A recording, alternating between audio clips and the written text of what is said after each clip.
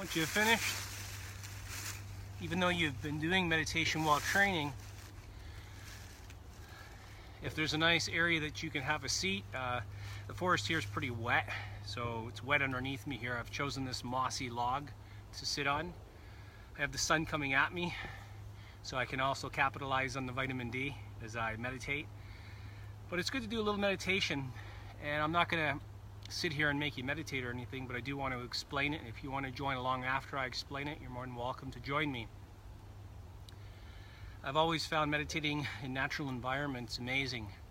It's amazing what you can pick up from the forest, from the waterfalls, from different aspects of outdoors. The raw elements, as you would call them, the energy that you can harness from those elements is extremely beneficial to you on a not just a meditative level, but every sort of aspect of your being, from physical, mental, emotional, spiritual. So in my classes, what we would do after a class is we would do what's called visualization meditation, and that would be where you sit down cross-legged position, or if you're unable to do that for some reason, you can take a chair and do it. And you would close your eyes, have your hands just over your knees, keep your back straight, of course. Closing with your eyes closed, you would then go into using what I call is the theater of your mind.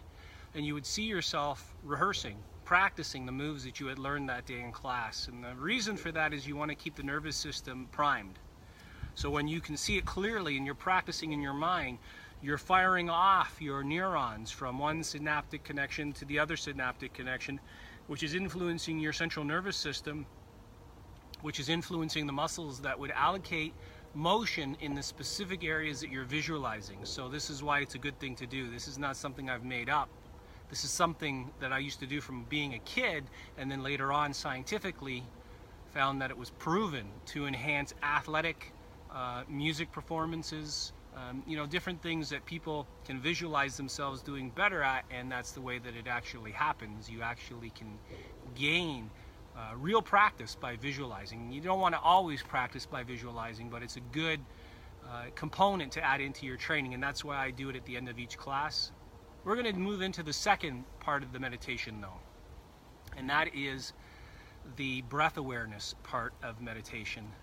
Samatha, it's called in Buddhism, and usually samatha and vipassana go together, but we're just going to focus on the samatha, which is breathing in all the way down to the lower stomach, and then breathing out, and not fast or not abnormally slow, just on a nice rhythmic sort of breathing motion. Hands, if you're male, sometimes this doesn't really matter, so depending what teacher you're with, but some of them would prefer, if you're male, to have the left hand underneath, the right hand on top, and the thumbs touching like this. If you're female, it would be the other way around, like this. You can try it both ways and find out which works best for you, but that's the general idea of how it's taught for breath awareness meditation. I'm not really even because I'm sitting on a log and I've got leaves and uneven ground, but I'm going to try the best I can to get even here, keeping my back straight. Close your eyes. If you want to follow along, go ahead. We'll do it for 2 minutes. It can be done much longer, but 2 minutes is good to practice in the beginning. And some traditions will have you keep your eyes open slightly while you're looking down on a 45, and some will just say keep your eyes closed, whatever you feel is best for you. I find some people struggle with keeping their eyes just partially open, a glimpse. So if you're new to this, it's better to close them completely, and then just focus on your breathing. You'll hear other things in your environment. Don't worry about that. Just keep your attention coming back to your breathing if it tends to wander away onto other things. So let's try that for a minute or two. You want to keep your attention on the full breath in as it changes over to the full breath out, the exhalation, as it changes over to the full breath in, the inhalation. So when you're ready, go ahead.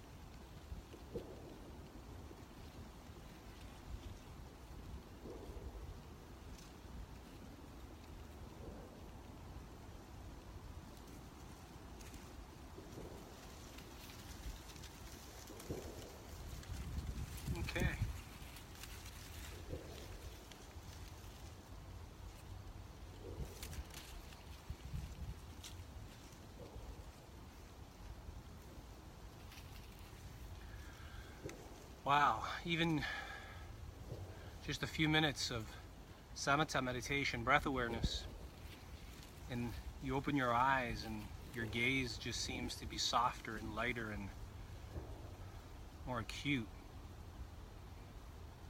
In the way that you can see things, you can see depths and, you know, just easier. And yet you have this softness with what you're looking at. So this is why I feel meditation is really important if you're a martial artist in traditional martial arts. And this is why in Chung Fu martial arts meditation, specifically why I called my school Chung Fu Martial Arts Meditation. Not N meditation, but Chung Fu martial arts meditation, because really the whole practice that you do should be a meditation. Of course, there's training meditation, there's walking meditation, there's different forms of meditation. This is a sitting meditation, but the end result is that it all becomes a meditation. When it becomes a meditation, then you will find yourself very much connected to your environment, whether it's a natural environment like this or an environment in the city. It doesn't matter. It's easier to connect to an environment like this because it resonates at a different frequency. In the city, the frequency is a lot higher and a lot more rambunctious, where a lot of the stress comes from. But I can tell you right now, if you're meditating on a regular basis, you will be able to deal with that stress so much better. It's not going to make the stress go away. It's just that your ability to deal with the stress is going to be much more effective, and you're going to be much more centered. You're not going to feel as if you can be knocked off your center so easily. So, you know, why don't you make an agreement with yourself and say, you know what, I'm going to meditate, whatever form you choose to meditate, as long as you hold yourself true to it. And I always like a sitting meditation to add to whatever it is I'm doing, but, you know, try it for, let's say, a month, 30 days, okay? And after 30 days, if you feel up to it, report back and tell me what you experience in those 30 days. But, you know, make sure you set some time aside to do it, and you actually follow through each day, because the accumulative effect is far more stronger than if you do it once every week or once, you know, every 2 weeks. It's just a greater experience when you're doing it every day, okay? So I hope these points and these tips are helping you. I hope that you can draw on them for your own training, or I know a lot of you are very experienced in the training that are listening to me, and I bow to you in your experience, but hopefully it's also a reminder of the essence of our training and things that we can agree upon. And I wish you all the best, and I wish you a great day. Thank you very much for paying attention, for listening, and also for training. And that's really what this is all about. Is my goal is not only to keep myself training every day, but to keep and help you training every day as well. So all the best and have a great day.